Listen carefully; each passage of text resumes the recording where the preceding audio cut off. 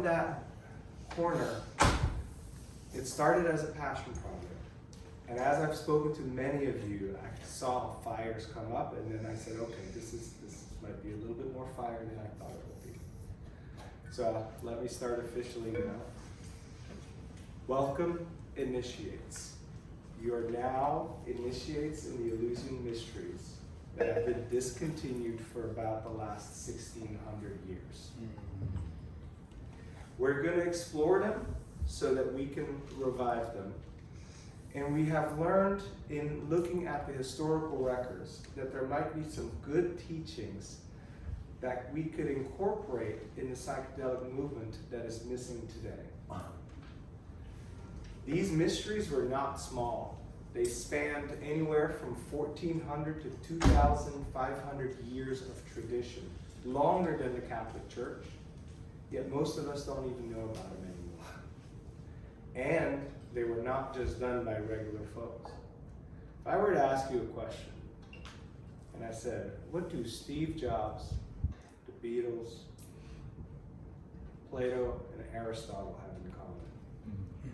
Amen. LSD. Yes. Ergot. Ergot. But also innovation. Yeah. Artist.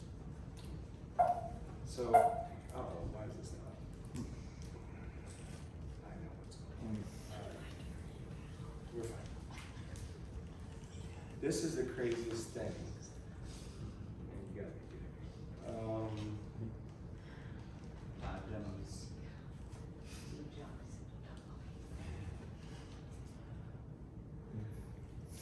I like this.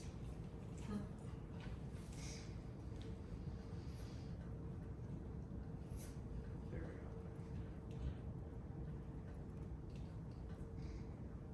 go. Yep, there we go. Perfect. So what we actually see here is Eleusis. It was a massive complex, but it started in a cave, surrounded by barley fields. And it started in about 2000 BC. And we don't even know who started it. But as Greek became popular around the 1400s, Greek was in touch with Egypt and was in touch with India. And so ideas that were originating in India when the Vedas were being written were already present in the mysteries. The Egyptian obsession with dying, death, and life was already present in the mysteries. It was there. But something spectacular happened to Greeks, just like something spectacular has happened to Silicon Valley. What happened is, these mysteries got really important as Greeks started expanding. What you see here in a 500-year period, Greek went from a little pink dot to connecting the world. And during that growth of that pink dot, you had all of these famous people come up and completely give new perspectives on life. From understanding of triangles, why would a farmer need to understand a triangle? To figuring out how ships float, Archimedes. Why were those things important? Well, they're important if you were surrounded by water and you're going to conquer every country around you. So not only was there sacred geometry being discovered and knowledge being discovered, it happened at a lightning fast pace. And what's incredible about what was being discovered is these are our ancestors. We have a lot of people going to Peru, going to eating the peyote from the Native Americans here. This is our ancestry. Regardless of your ethnicity, your skin color, I don't care, but you grew up with a lot of these values, and these values are democracy, republic, senate, comedy, tragedy, the hero story. Who knows how to do a little bit of math, right? Science as well, but also pharmacy, the study of medicine, and then medicine, the Hippocratic Oath that most doctors should adhere to. But then we also have things like Olympics and games and sports. And didn't we resurrect or revive those Olympics? Yeah. Why can't we do that for the mysteries? I think we can. And what was really happening here, and this is the important part, as the Greek Empire started growing, state religion went on the decline. Because state religion back in those days was monopoly held by city-states. But as you keep growing city-states, then this city-state's religion and this city-state's religion, and it was a mess. And so what you also saw was as the religion disappeared, all these superstitions start rising and giving up meaning to life. But those really smart people said, no, we don't like the superstition. Because the superstition, they saw a lot of abuse. They saw a lot of people charging a lot of money, giving false prophecies. Yet, people like Plato said, at the end, why is this not doing it again? I got one. There we go. The ultimate design of the mysteries was to lead us back to the principles from which we descend, a perfect enjoyment of intellectual and spiritual growth. This is a Plato. He's a father of philosophy and science. So it wasn't a cult. It was culture. Huge difference. Now anybody doing anything ecstatic and doing anything crazy, not in the norm, they're considered a cult. Well, I'll tell you, we don't have a cult leader, we don't have a guru, we don't have any of that. But we really want to connect with something sacred. Plutarch said it, another philosopher. When a man dies, he is like those who are initiated into the mysteries.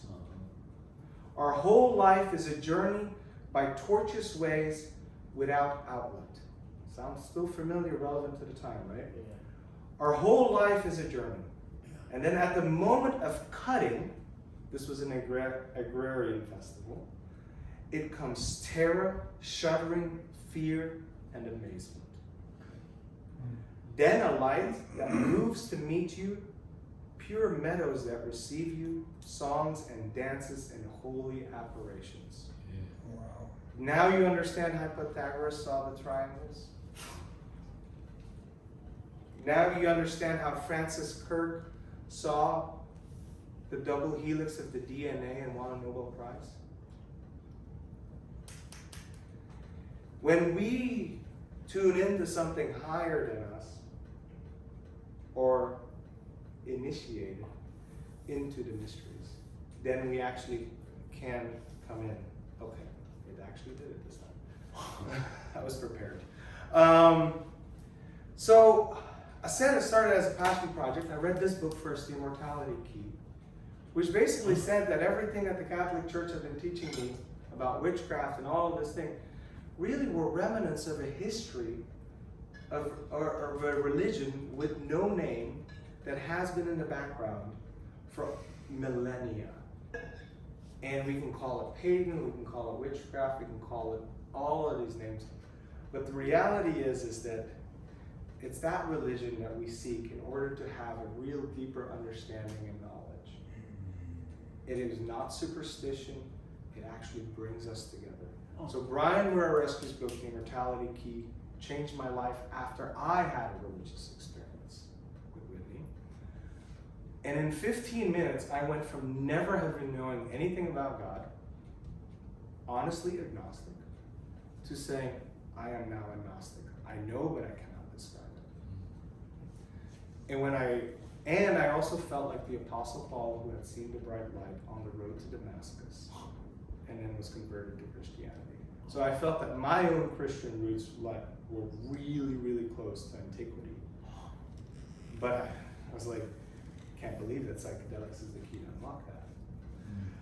But his work was based on the Road to Eleusis. And that was an incredible book by 3 people.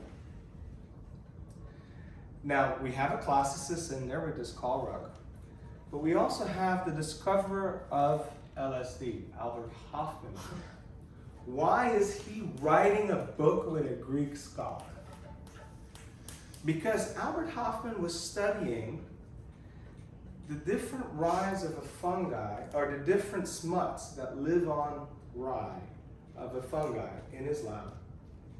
Over the years, he was looking for different types of medicinal uses that specifically related to childbirth and all that kind of stuff, because we knew in antiquity that we could use ergot, which was this smut that grew on this rye.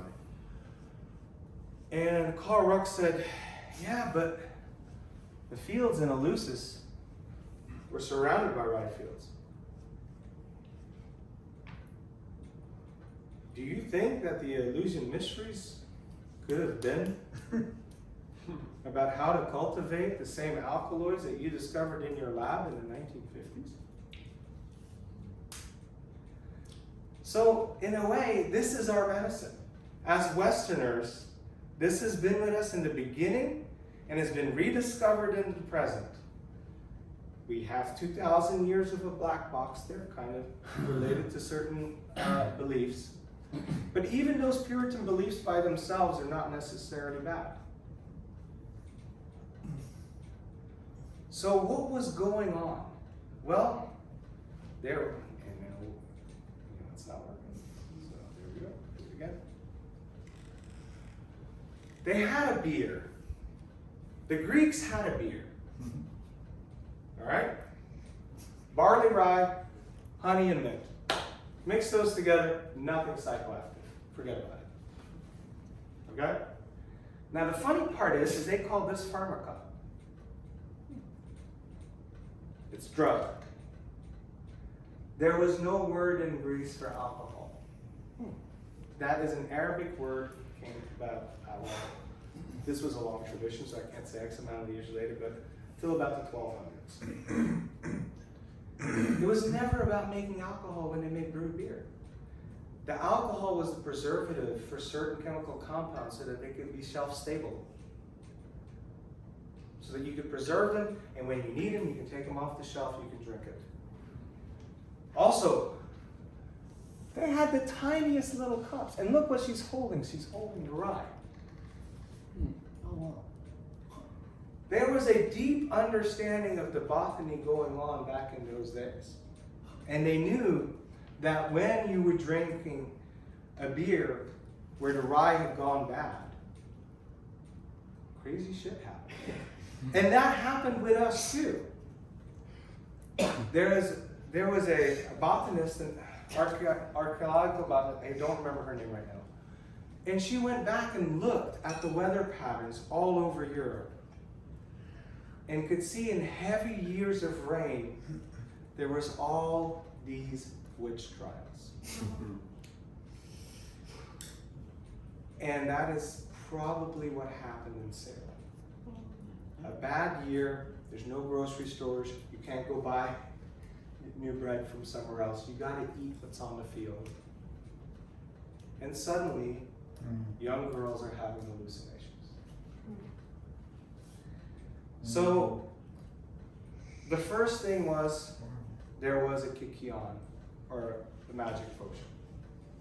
It was an integral part of the mysteries. But that's not how it started. Everything started with a pilgrimage. And we want to reenact that just as well. We're sticking to all of the traditional ingredients. In their day, it was 16 miles. It's up for debate with us as we determine how we will do this. But there will be walking on the first day as a type of healing, catharsis, spiritual involvement. And then that was followed by a full day of fast, which is typical within the medicine space. You don't want a lot of stuff in you, and especially if you're taking prescription meds, you want to look at that very, very closely prior to taking anything. And this pilgrimage was once a year at the time where summer transitions into fall. So it's around September 21st. So you start with a pilgrimage, Then you have a day of fast. And the only thing that is allowed to break the fast is the kikion itself. You know, that is the magic potion. Now this is all what is left. Hold on. There we go. These are the ruins of Eleusis. They were completely destroyed in 394, mostly under the influence of barbarians, and what we would say is they had already been severely restrained under the new papacy out of Rome. A church was built on top of it, obviously. And what you're really seeing here is a very, very, very large complex.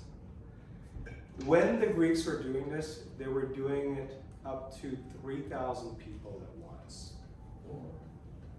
This is not a self-help guru type of learning workshop. This is something where people really come together. And in my view, they're not just trying to heal themselves, they're really trying to get in tune with something realer than real. And if you've had those type of experiences in medicine, but you've had them on your own, imagine what that could be in a group setting. Also, what's incredible is this building here is the telesterion. It's a reenactment. It has no windows.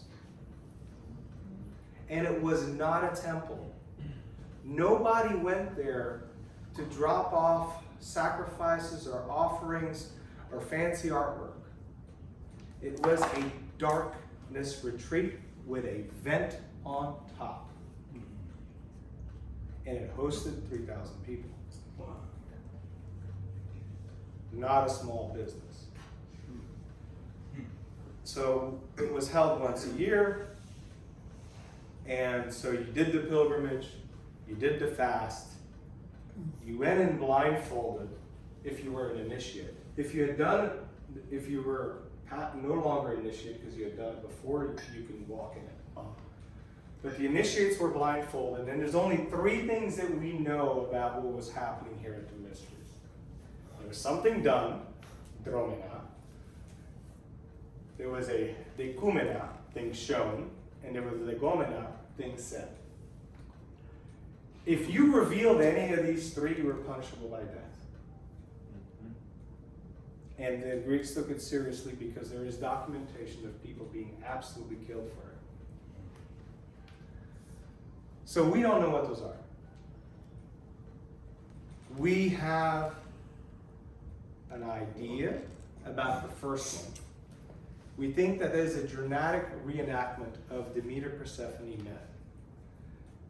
So I don't want to go into the mythology too long, but basically Demeter is Mother Earth. She's the goddess of agriculture.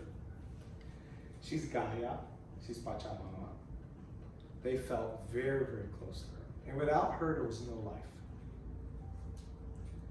And she had an innocent child, Persephone, that was stolen and probably raped by Hades, the god of the underworld. And it was this vile act that then gave rise to the seasons. Winter is when Persephone has to go back and spend time in the underworld. And then in springtime, she comes back and things start to grow again because her mother is happy when her daughter is there. But also what you're seeing is a lot of those Egyptian elements in here of the dead and the living. And that understanding that every seed that dies in fall grows again in springtime. So there's a deep, deep, deep interwovenness with the death and the rebirth. And supposedly, that might have been what was seen or shown. So, excuse me.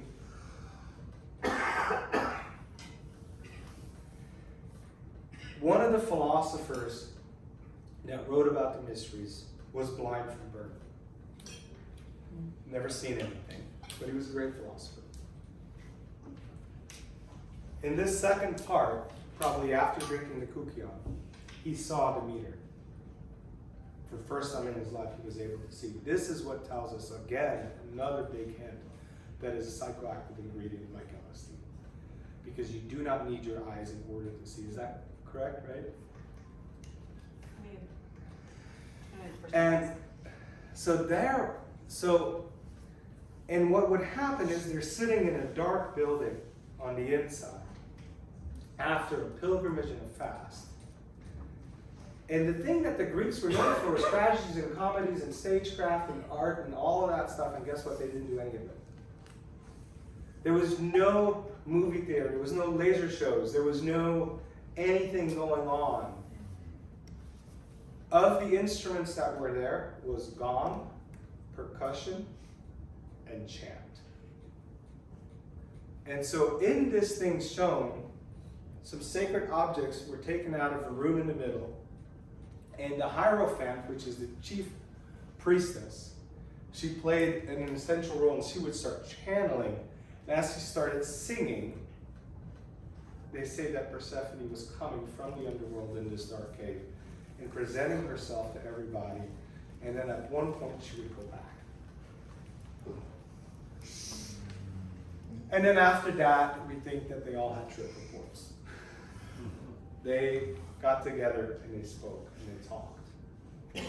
And so what you're seeing here is something that is very different than talking about God. This is really experiencing God. It was seen as very real. It was not a fantasy. It was taken very seriously, punishable by that. And at the same time, it lasted for longer than Roman Catholicism has been on this planet. And when this was going on, we see an increase of all of those brilliant minds doing brilliant inventions that took Greeks to the next level.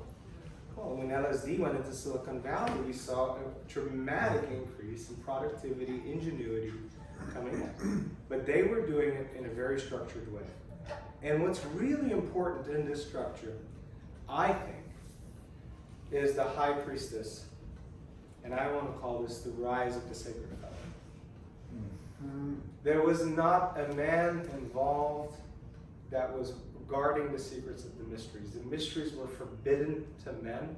There was men that were needed for the agriculture, for the fields. They were required to be castrated. They were eunuchs. They were very serious about the fact that no man could become the guru or the apex predator to this incredible, ineffable secret. So women have held that tradition over the centuries. Medicine women that knew herbs and plants and everything, how to make it, how to serve it, how to dose it. Basically, the first pharmacists were hierophants. And this is probably not a tradition unique to the Greeks. This was probably throughout the entire old world. The high priestess would then chant towards the meter. That means that her chant really started to trance. So as the medicine kicked in, she was channeling that chant, and it became a collective experience, not just, it would change on a dime if it could. And then she was also the only one that's allowed to serve the magic potion. So one of the reasons with ＡTMA that we feel it's really important in the medical space is to prevent abuse within the medical space. It's such powerful stuff. And we feel that women, from even being small girls, learn to stick in groups and protect each other, because things can happen. And therefore, if a group of enlightened women does that, they not only keep themselves safe, but they keep the entire container safe. And that's exactly what needs to happen in order for this ritual. So we want to stick to all of the historical things we know. We want to stick to the fact that the Hierophant was female-led, period. We want to stick to the fact that it was done in darkness without a lot of theatricals. Because theatricals are a way to manipulate the imagery. We want to also stick to the fact that there was a psychedelic involved, and we're not going to lie about that. And we also want to stick to the fact that there was ritual involved in order to do this. So, what we're looking at, September 21st is traditionally the soul equinox. Burning Man is right around here. ACL is right around here. Okay? We're in Austin. And so our idea is to either pick one of these 2 weekends, right before or right after, and start on a Saturday with a fasted pilgrimage that then continues as a fast into the night, where we really come together, we really contemplate. We're just acoustic, and then at night we go into a cave or a dark building. We're looking at options. And so what are we looking for? Obviously a dark location. We've invited people, women in the medicine community here specifically because we want priestesses that can really channel it when the medicine calls. We're also looking for musicians to come in. The reason we don't want to use, there's some great audio recordings out there. They're fantastic. They sound amazing. But we want that dynamic of the group and the music to keep forming and doing, so that the music is made amongst the initiates. Gong was also part of that. Can you imagine in the dark? Gongs. And drums. And then we're also going to need sober placeholders. So initially I want to really open this up to people that are experienced in the medicine. If you're really novice but curious, I would love for people also to volunteer as holding space for others that are going into it. And then that gives you a first spot for next year's, when then we can take care of you. Is it completely dark? No, it was lit by embers, but I have a good, I think I've got a rendering here that, this kind of shows, this is a, you gotta be kidding me.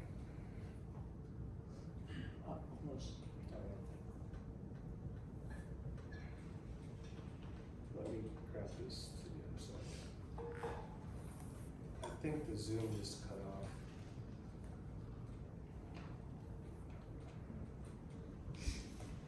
Couldn't you technically make a location dark by just blocking it? Yeah, we can. We could put a tent out in front and Yeah. really drape it up. Other fun things is we could all dress in Greek regalia. Yes. Togas. The other thing is LSDs are really clean medicine, so you're not going to be nauseous or puking or any of that. But it's a long one. So you still might need help going to the bathroom. So having facilities, having other things will make it a lot easier. But I think it could really be a total magical experience. Trying to see. Now, there we go. See, that's a reconstruction of what's going on in the Telesterion. You can see a massive building. You see this audience was sitting here on all 4 walls. The only openings in those walls were doorways that were completely curtained. You know, and that's just them analyzing the ruins, and they were like, this is not like a regular temple. This is very different. Yeah. Now, and you can see there was a building in the middle that was like the Holy of Holies, and they would bring things out. We don't know what was significant. So at this point, we don't know. But then another thing that, like Molly, we talked about this, is, you know, we really think that our modern society needs ritual like this. Really a good, clean ritual. So for us to then also afterwards open source it, so other communities can start doing this. But sticking to the traditional guidelines, I think, would be, I think they're there for a reason. We might not fully understand what those reasons are exactly, but I'd rather trust 2,000 years of tradition versus us trying to make stuff up right now. Anyway, We will also, if everybody signed up on the Eventbrite, we will be sending out applications, kind of gauge your interest. You saw what we need. We need sober people as well as priestesses, so all through the spectrum. And we really want to make it a community event. And so I can imagine that some people are like, sign me up now. Other people are like, I got reservations, I got questions. We don't have all the answers. But Brian, who rescued the guy that wrote the Immortality Code, said that he would help us on the historical aspects of things. Because we are an entheogenic church, we can't distribute drugs, by the way. And if anybody came for that reason, that's not going to happen. Okay? But we can't serve. We can legally serve. We can legally have a press conference. We can literally show the world what we're doing here in Austin. We have that religious right, and we want to enact that religious right with a valid, heartfelt religious ceremony. So this is not a party necessarily. It is not. It will have a deep meaning-making and transformative experience. So in that sense, it is healing. But most of all, it's looking into how can we come together as a group, explore the sacred, and in my opinion also, watch the rise of the divine and sacred feminine come into this new age. Because I think the feminine is really what's going to lead this. I'm just doing historical work, and I just have a passion about it. And I just want to give it up and witness this magic. Because I think it doesn't belong to anyone, but this is our tradition. This is who we are as Westerners, regardless of your skin color. But if you grew up in Western schools with Western beliefs and understood basic mythology, this was at the heart of it, and it has been destroyed. I want to revive it, and I need you guys to do that. So thank you.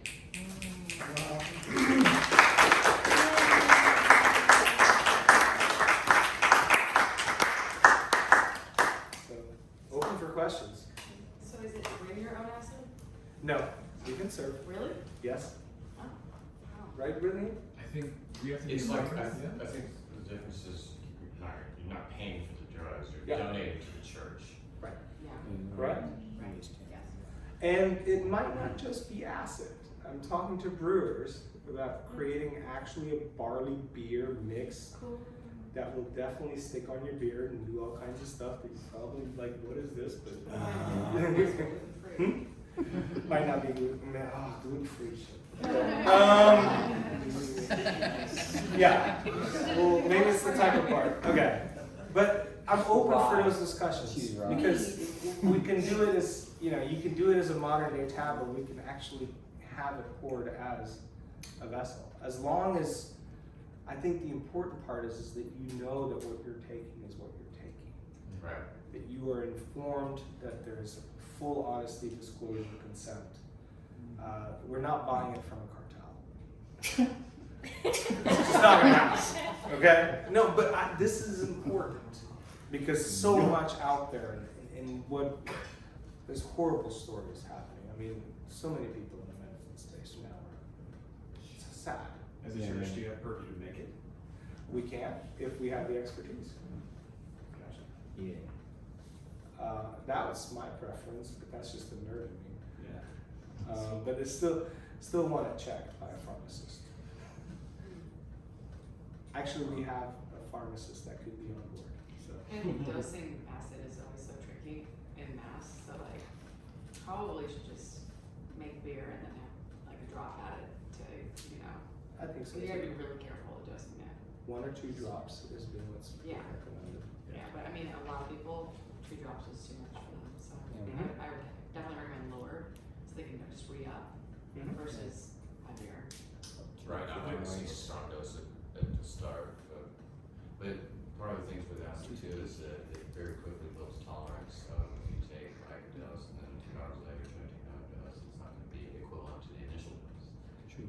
Yeah, you might want to just consider the dose to be based on how long someone has been known You've done this ritual Right. with the church. Mhm. Maybe like first year, everyone gets a small dose. Next year, if you did it before, you get a larger dose. Mhm. Improve your tolerance by participation. Great idea. Well, and when it's made, it can be measured very specifically to when combined with the form of alcohol. You know, oftentimes like what might be down on the street could be stronger or weaker depending on just how much alcohol is cut with, so to speak. So a single drop from this source would be very different than a single drop from this source Yeah. versus that source. True. Diluted. You know. Also, I think the Hierophants need to do a test run. Yeah. I'll I volunteer. think test, everyone who's doing participation test about the dosing and just agree on this is what we're going to be on. And the thing is, You could just ask each person what they want. Yeah. Yeah. If I had to Good guess, one. there probably was existing ritual where they were testing it ahead of giving it to everyone else. Of course. they So you were, have to test every batch. Yeah. what they were doing is they had a small mystery that was done in the springtime, but it was not visual. We don't know exactly what it was. And so initially, we don't have time to do a small ritual. So we're also seeking people more inclined to already have experience in the medical space. And because I think this first one, I mean, we're not doing 3,000 people, okay? Just throw that out there. But 30 to 50 would be, I think, a very, it's right at that border of manageable for a first time. And then I think it would definitely have a vote. Also, the thing is I think that a lower dose of acid is probably what they had. But Setting, very powerful. But yeah, and placebo, believing that you're going to see Persephone, believing that Also being in darkness. The darkness. Oh, And yeah, that really exacerbates. right. Yeah. So and that I think is one of the reasons they weren't doing fire shows in there. They weren't impregnating the iris with visuals. They were really conjuring up images. Deep. But that doesn't mean that it was a lot of acid. So I think we're gonna, whoever wants to be a Hierophant, whoever is called to do that, that's where we're gonna have those discussions. Okay. Okay. Yeah.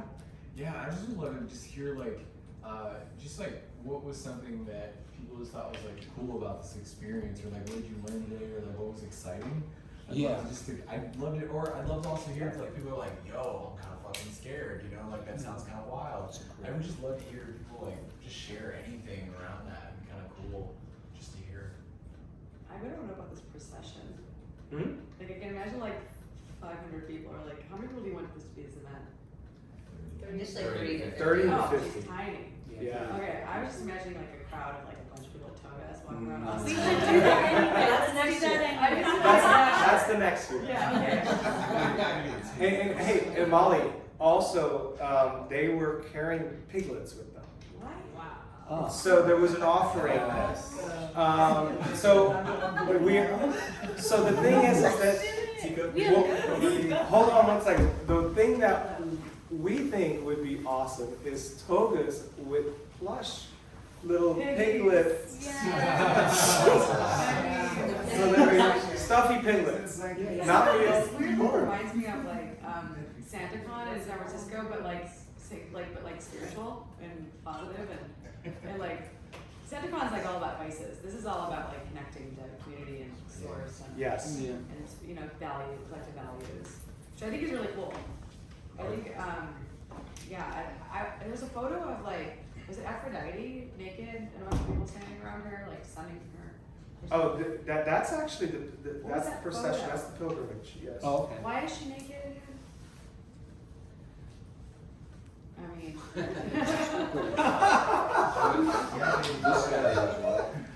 what's the story behind this picture? I have no idea. We need to figure out what's going on. She's having a really good day. She's doing it for the gram. Maybe she's singing.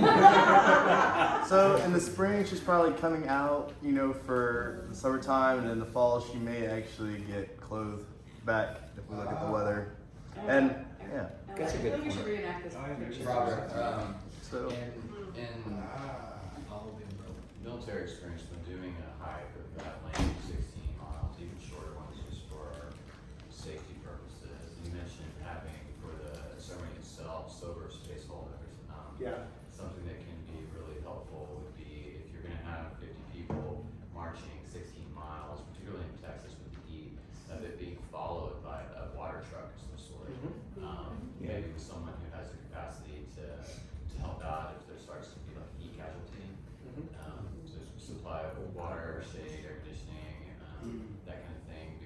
miles could be a bit arduous. I don't think we're gonna do 16 miles. And We did 10 for our Thanksgiving peyote walk. That was nice. so, and then I think the other aspect is that September is right where it all starts to cool down. Even still though, you know, it's Yeah, like you run the risk. your physical health might be in a different state than other people participating, and you just never know. So I invited 2 people that are nurses here, and obviously they were not here yet, but they're coming. So yeah, for me, having people that have medical first aid experience, right? Molly, do you have any input on that as well? I mean, Molly's an MD, so. there's definitely a lot more heat-related illness happening in general, so I think it really depends on if it's at night also versus daytime. It's in the daytime. Yeah, I mean, I would definitely just ask for the time of day you might be thinking about doing it. Early morning, and then I think we fast for the rest of the day. Yeah, And then I think that's early not- morning is reasonable. Yeah. Well, Something to consider for accommodations is that if a bunch of people are going for 10 miles, you might want to shower and change before the rest of a Yeah. ritual lasting all night on LSD. Yeah. And you're emptying and you're fasting, Mm-hmm. so I would definitely at least advise training people a little bit about how to get into fasting, because if you've never done a 24-hour fast and you're doing it with fitness, It's a lot.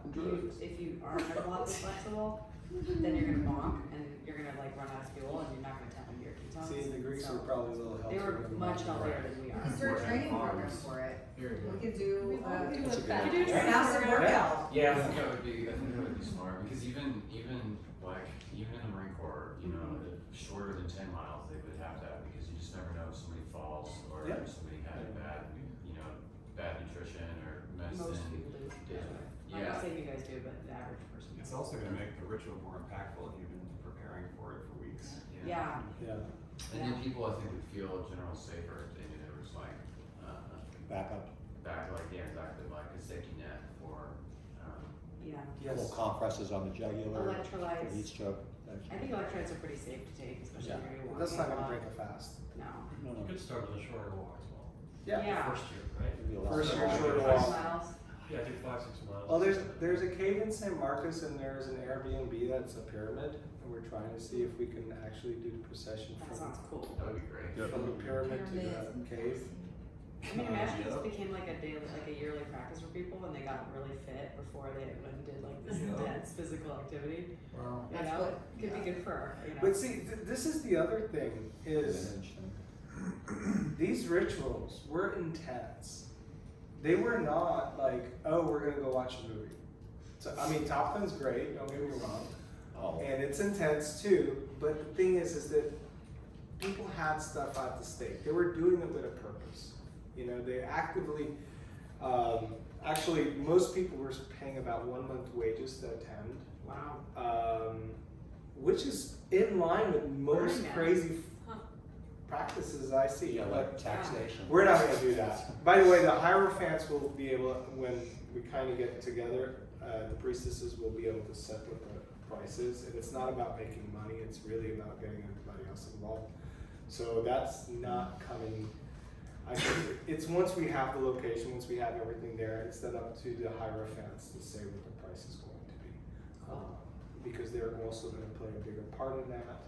And then we get a better idea of the number, the capacity, so I can't say price today. I would want to, but I definitely don't think it's going to be thousands of dollars like some of the other stuff that we see in the medicine space in this town, to go take a retreat out somewhere. So we really wanna make it affordable, but we want to have the right people.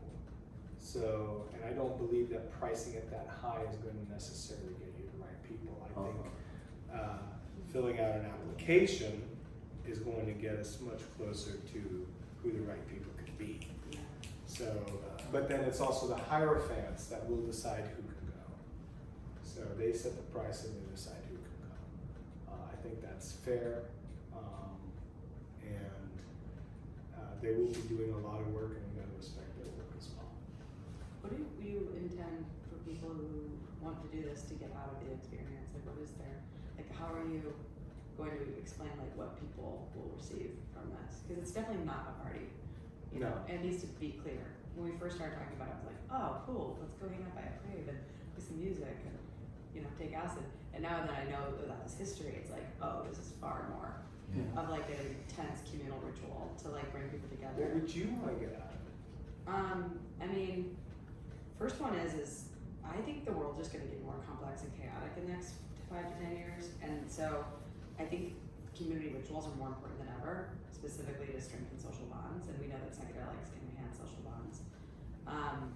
And I love the element of physical, like, I actually love the element of like, it's gonna be physically challenging because I think it inspires us to actually get stronger because the world could get more crazy and it could be harder to find food occasionally. And I really believe everyone should know how to fast for 24 hours. I think it's like a survival skill in the future and from the past. So I think like, I think this is like a deeply healthy concept that would actually really enhance a lot of people's lives if they like saw it through that lens. And I also think that if you have the fast and you have the exhaustion, the dosage can be lower. Mm-hmm. And I think it could be a much better experience as well. Mm-hmm. I think with the state of like the earth, as she's saying, and with what the information was shared about the ritual, particularly being centered around the channeling and so on and forth of the daughter from the underworld, I think that would be a really wonderful thing to connect to with the way state of the world as a community coming together. Like a representative. Have like a unified purpose and celebrating and caring for the earth, and then the dimension of the sacred feminine. I think that would be a wonderful experience for all genders to experience and celebrate that, because our society is largely dominated patriarchally these days for the past 1,000 years. So I think that would be a really wonderful thing to experience, both the celebration of life, community, the earth itself, how we could maybe come together and innovate growth towards restoring, rejuvenating, but also not just the earth, but the feminine, and how we as people can fit together in that way, because it's very different than society at large now. Can I get a feedback? I love his idea, but I don't want to just echo chamber. Anybody else have a feedback on it? Well, I have feedback talking to just commentary about just tying it all together, and that's appreciation, respect, gratitude for the tone and tuneness to historical accuracy.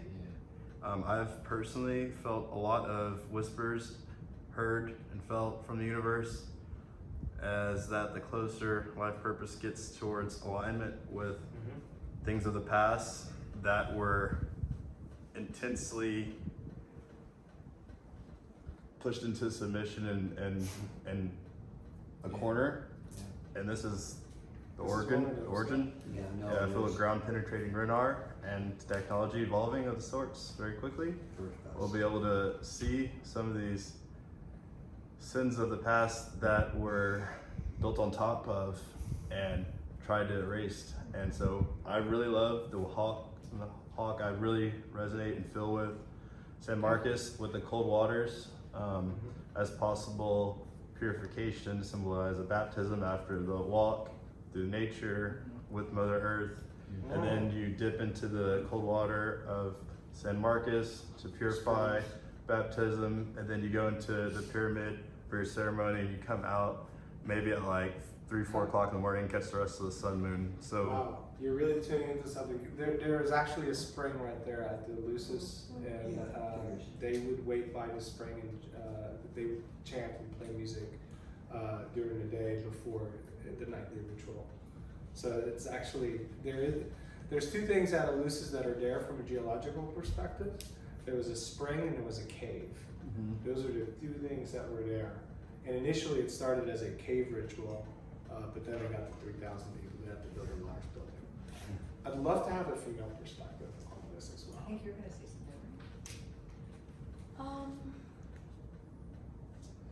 I think this container will help us to break out of the matrix of oppression we're all in, where like we're just such like slaves to the system. And these ancient cultures, they more had their priorities of like, no, the most significant thing of a human existence is communion with the divine. We're spiritual beings primary, and everything else is secondary to that. And also, I feel like holding this container where we're really with integrity trying to follow, but also just surrendering to being carried. Like, there was a really interesting experience where Whitney and we led a group of people into this really narrow cave. And I thought going in, like, oh my God, I'm gonna have a panic attack. Like, it was so narrow. And actually, we all were so deeply impacted by whatever presence, like whatever vibration was there, that like none of us wanted to leave, and it was so transformative. Like, we felt we were held in the womb, people were crying, it was so profound. And so I really just pray that whatever divine transmission and wisdom is embedded within this ritual, that just by going through the motions of reenacting it with a pure, sincere heart, that we'll be able to tap in and channel and remember what's beyond what our minds could even fathom or control or articulate. Like, that would be the ultimate, is to really like, yeah. If I may, okay. I keep going back to this as I'm listening to people speak here. You, sir, you have, doctor. I saw Timothy Leary in the 80s in person lecture, you know, and one of the things that he was really trying to get across to people during the late 50s, all the way to the 60s and everything like that, was education, you know, on these things. And here we're kind of like bridging that gap. Some of us here can actually remember that, I mean, within our lifetime, you know, and now you're touching on this, and I see the pieces fitting quite a bit. Anyway, I'm just trying to say, to bridge the gap for more recent, you know, things that got cut off in the 60s by the assassinations, that were things that were right in front of our faces. Make sure that shit doesn't happen again, right? So it's like all these periods of evolution, it all seems to like coagulate at a logarithmic pace whenever there's a breakthrough, right? So they took it out from us about 50 years ago. Make sure that we're just covered. We're set. To give that into perspective, so when we look at the founding of every major religion, there seems to be a mystical origin to every religion's foundation, and then it gets oppressed. Okay, so, and I think in our culture it's gotten oppressed more than others. Because if I look at Judaism, I can still see mysticism within the practice of Kabbalah. If I look at Islam, I see mysticism within the practice of the word of dervish and the Sufi. If I look at Christianity, I think the mysticism was locked in the monasteries, which is also what kept these texts alive to begin with. But it was never open to the general population. It was kept behind secret sacred walls, right? And so I really would love to get, I know that Brian Rescue, who wrote The Immortality Key, he would love to be a part of this. He's also expressed the desire that if a good historical reenactment can be done, that would be the first time in his life that he wants to do a psychedelic. So, you know, because he is approaching it from faith and reverence and wants to know that there's authenticity and there's something there. So for me, sticking to, you know, I would say as much historical fact probably is there for a reason. And I like the idea that if historically it got repressed, it probably is more than needed today. So, you had a question? Yeah, not so much a question, but just an acknowledgement that I feel like I need to let all this land a bit, because it really is pretty like expansive in terms of, I don't know, and approach forward, but I think it's so fascinating, so I'm like, wow, I need to like chew on that for a little while. But I do want to acknowledge that what I'm hearing, it really feels like like a really embracing of the sacredness of women and the sisterhood, which I really, really appreciate. And to kind of echo your comment before too, like, there's so much oppression, and to kind of tip the scale once again to acknowledge women in a seat of power, not like in a crazy power, but just a loving power and a sacred power, is really beautiful. So I appreciate so much that effort. I think it's pivotal, and I think you will turn into what we would call a cult or a sect really quick if you don't do that. That is my number one motivation to keep the masculine in tow. Because we're great at building hierarchy. We really are. And it's good.